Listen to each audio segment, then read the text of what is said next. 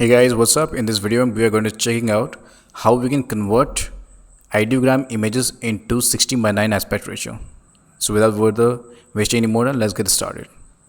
So the first image which I can able to see here with 16:10 ratio is this dog with the sandwich. So let's quickly jump and download this image into my gallery here in the thumbnail section. And let's jump to another website which is a crop image and crop image. Okay, it's all about cropping. You cannot set the image, you can set, but you have to crop. If you crop it, that's the make difference.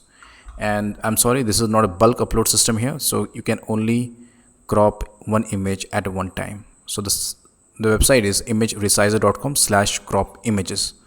All right, you can just go there and follow this. You can also check out the link in the description below to more. Let's quickly select image and select this dog image with the sandwich, and there you go, this is got uploaded.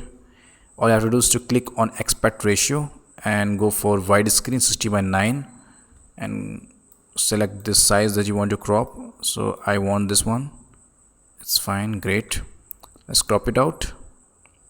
Now it's already cropped and it's asking for saving the images into your desktop or somewhere else. So I'm just gonna select this item and save and replace it. Now it's saved onto the destination. Thank you for watching for this video.